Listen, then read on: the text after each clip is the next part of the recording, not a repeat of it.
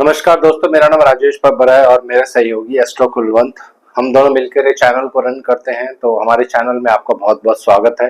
अगर आप हमारे चैनल पर नए हैं तो चैनल को सब्सक्राइब जरूर करें। हमारे लाइव शोज भी आप जरूर अटेंड करें, बहुत अच्छी इंफॉर्मेशन उसमें आपको देते हैं, प्लस उसमें फ्री कुंडलियां भी हम आपकी देखते हैं।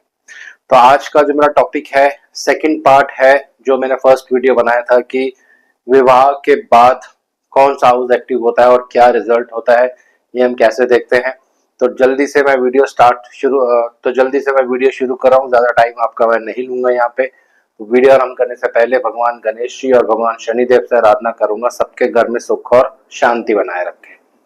तो जैसे कि आप स्क्रीन पे देख रहे हैं, हम बात कर रहे थे मैरिज को लेकर कि विवाह के बाद जब सेवंथ लॉर्ड जिस भी हाउस में जाके विराजमान हो जाते हैं तो वो हाउस विवाह के बाद आपका एक्टिव हो जाता है। ये जो प्रेडिक्शंस हैं खाली विवाह के बाद क्या होगा इसी के ऊपर बेस्ड हैं, और इसमें बहुत सारी प्रेडिक्शंस होती हैं, लेकिन बेसिक में एक एक दो दो ही प्रेडिक्शंस यहाँ पे बताने वाला हूँ।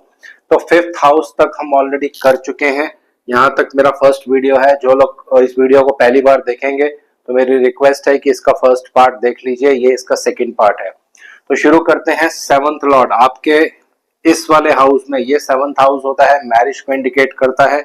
यहाँ पे कोई भी राशि हो सकती है आपकी कुंडली में, तो उसके जो लॉर्ड बनेंगे वो सेवंथ लॉर्ड बनेंगे। तो मैंने यहाँ पे 9 नंबर साइन लिया था। तो अब बात करते हैं, अगर बृहस्पति यानी जुपिटर अगर आपके सेवंथ लॉर्ड बन के सिक्स हाउस में आ जाते हैं, यहाँ पे आपको प्लैनेट के सिग्निफिकेशन अभी नहीं लेना है।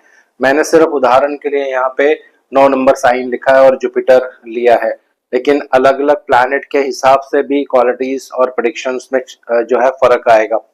अगर सप्तमेश यानी सेवंथ लॉर्ड कुंडली का सिक्स हाउस में आ जाता है तो विवाह के बाद आपको बहुत प्रॉब्लम्स आने वाली हैं, क्योंकि ये जो हाउस होता है ये कर्जे का हाउस है, डिजीज का हाउस है, ऑब्स्टेकल्स का हाउस है, रुकावटों का हाउस है, एक्सीडेंट्स का भी हाउस है। अगर यहाँ पे मंगल केतु भी साथ में इन्वॉल्व हो जाते हैं, राहु भी अगर साथ में इन्वॉल्व हो जाते हैं, मंगल राहु हो या मंगल केतु हो, तो एक्सीडेंट होने का बहुत स्ट्रॉन्ग कॉम्बिनेशन होता है। तो ये एक अच्छा कॉम्बिनेशन नहीं माना जाता है।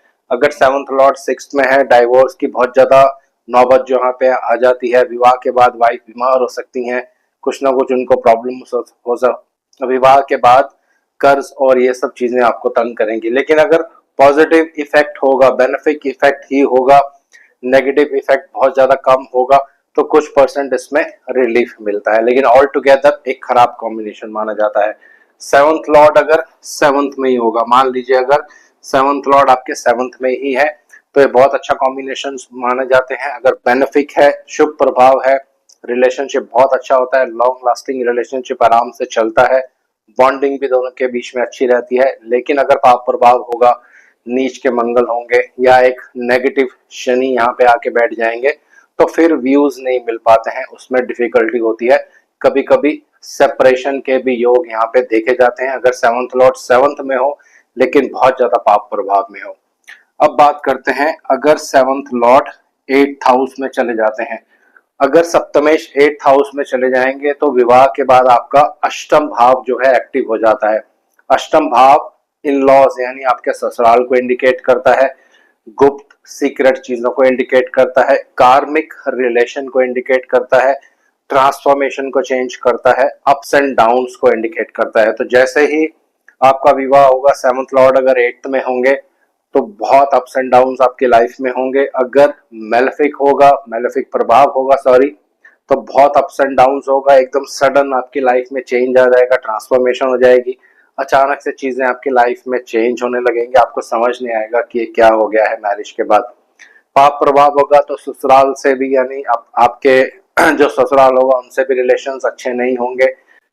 और सेवंथ लॉर्ड जब एट्थ में रहता है तो ये इंडिकेट करता है कि एक कार्मिक कनेक्शन है हस्बैंड और वाइफ के बीच में, यानी वही वाइफ आपको मिलती है जो पिछले जन्म में भी आपकी पत्नी ही होती है, या वाइस वर्सा आप कर सकते हैं। अगर लड़की की कुंडली देख रहे हैं तो सेम रहता है। अगर शुभ प्रभाव होगा तो फिर ससुराल पक्ष से आपको बहुत ज्यादा हेल्प मिलती है। विवाह के बाद सडनली आपको पेरेंटल प्रॉपर्टी मिलने के भी योग यहाँ पे बनते हैं। अब बात करते हैं, अगर सप्तमेश नवम भाव में चला जाए तो बहुत से क्लासिकल बुक्स में आप पढ़ेंगे बहुत अच्छा कॉम्बिनेशन माना जाता है, क्योंकि ये आपका भाग्य भाव है, ये फैमिली का भाव है, फैमिली वैल्यूज का भाव है, रिलीजन का भाव है। तो सप्तमेश का नवम भाव में जाना एक अच्छा कॉम्बिनेशन होता है। एक अच्छी वाइफ आपको मिलती है, रिलीजियस वाइफ मिलती है, पूरी फैमिली की टेक केयर करने वाली होती हैं, फैमिली की वैल्यूज को समझने वाली होती हैं। परंतु इस पे अगर पाप प्रभाव हो जाए और बहुत ज्यादा पाप प्रभाव होगा तो सप्तमेश जब नवम भाव में जाएगा तो ये डाइवोर्स का भी कारण बन जाता है। बहुत सी कुंडलियों पे आप देखेंगे सेवंथ लॉर्ड इन 9th हाउस पाप प्रभाव, तो सेपरेशन हो जाता है, वाइफ छोड़ के चली जाती है, फैमिली वैल्यूज के अगेंस्ट चली जाती हैं। जैसे ही आपका मैरिज होगा फादर मदर और इन सब के बीच में आपस में झगड़ा होने लग जाएगा और सेपरेशन हो जाती है। ये बहुत ही एक सीवियर कॉम्बिनेशन है और सेक्सुअल रिलेशन भी ये खराब कर देता है।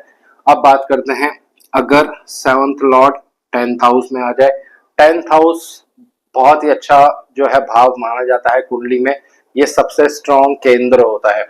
अगर शुभ प्रभाव होगा, एक शुभ प्लैनेट जो है सप्तमेश जो है यहाँ पे जाके बैठेंगे, बहुत शुभ प्रभाव होगा, तो आपके विवाह के बाद आपका प्रोफेशन, आपका बिजनेस, आपका जो भी आप कार्य करेंगे उसमें तरक्की होगी, नेम एंड फेम मिलेगा आपको।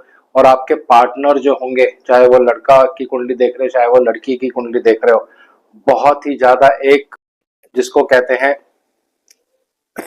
बहुत ही कैरियर ओरिएंटेड पर्सन होते हैं जो भी आपके स्पाउस होंगे। लेकिन अगर पाप प्रभाव होगा तो आप देखेंगे विवाह के बाद बिजनेस में डाउनफॉल आना शुरू हो जाएगा, प्रॉब्लम्स आने लग जाएंगी बिजनेस में, आपकी जॉब भी चली जाती है कई बार। बहुत से ऐसे कॉम्बिनेशंस आप देखेंगे सप्तमेश जब यहाँ रहता है और पाप प्रभाव में होना चाहिए। अब बात करते हैं सप्तमेश अगर 11वें भाव में रहेगा, ये बहुत इंपॉर्टेंट हाउस है वैदिक एस्ट्रोलॉजी में। 11th हाउस जो होता है ये इच्छा का हाउस होता है, तो ज्यादातर आप देखेंगे सप्तमेश जब 11th हाउस में रहता है तो ये लव मैरिज के बहुत अच्छे कॉम्बिनेशन होते हैं। यानी अपनी इच्छा से पत्नी ढूंढना या अपना स्पाउस ढूंढना, ये फैमिली, ये फ्रेंड्स का भी हाउस है। और ये सोशल लाइफ जो होती है आपकी, सोशली जब पर्सन बहुत ज्यादा इंक्लाइंड होता है, ये भी 11th हाउस से देखा जाता है।